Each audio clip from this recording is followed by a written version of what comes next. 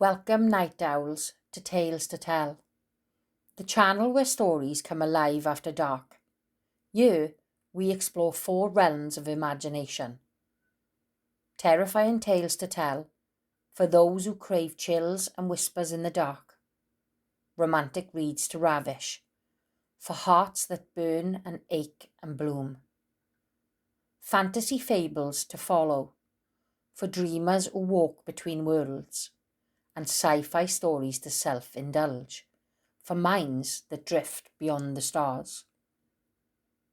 Tonight's story from our Sci-Fi Stories to Self-Indulge collection is called Echoes from Orbit 9. So dim the lights, let the silence settle and listen closely, because every tale has something to tell. Chapter 1, The Signal. Orbit 9 was silent, abandoned and forgotten, until the signal came. A voice, a human female, repeating one phrase, "I'm still here." But Orbit 9 had been offline for 42 years. No crew, no signs of life, just debris and dust. Commander Rhea Tran was sent to investigate, alone with only her AI companion Voss. "This is a ghost hunt," she muttered.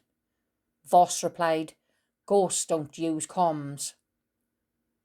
Chapter 2, The Arrival.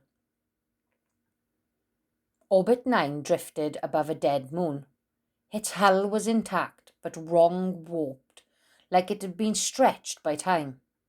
Inside, there were no bodies, no blood, just echoes. Rhea walked the corridors. Her boots left no sound. Her flashlight flickered through the power was stable. Then she heard it, the voice, not through comms, but through the walls. "I'm still here." Chapter 3, The Loop.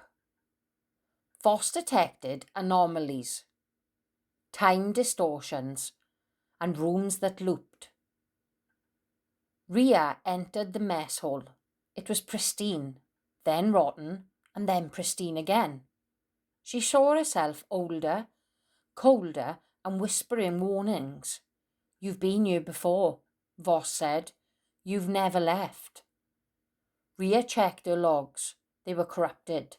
The dates had been reversed. Her own voice in the archives. "I'm still here."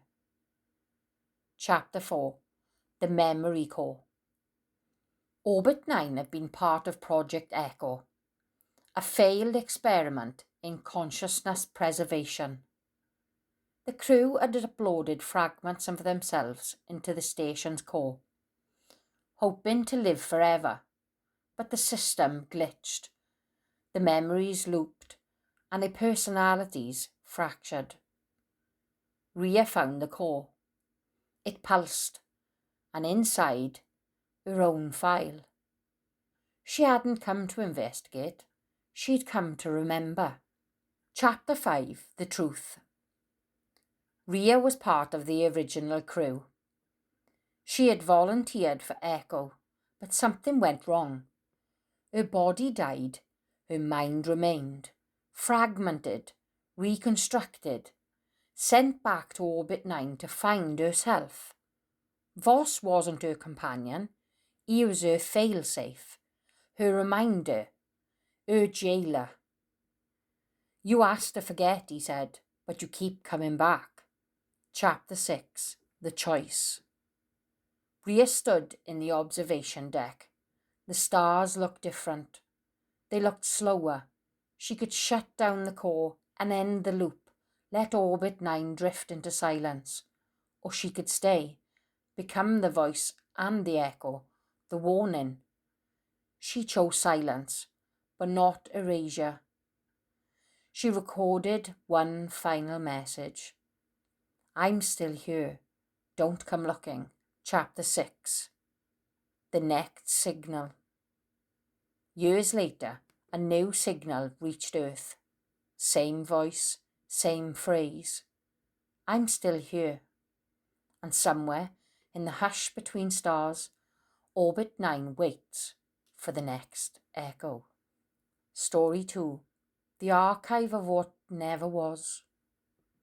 Chapter 1. The Missing File. On Mars Station Theta, a file appeared in the Central Archive. No timestamp, no author, or no origins. Its title, What Never Was. Inside, the blueprints for cities that don't exist, photos of people that no one remember, and messages from futures that never happened. Archivist Juno was assigned to investigate. Chapter 2. The Glitch. Every time Juno opened the file, something changed. Her memories, her surroundings and her reflection. She saw herself as a pilot, a poet, a prisoner.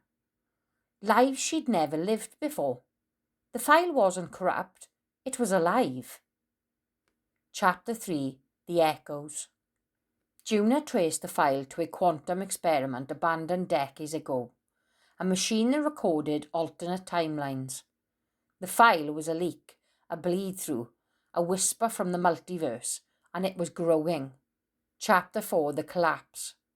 Reality began to fracture. People remembered things that never happened. Buildings shifted and time stuttered.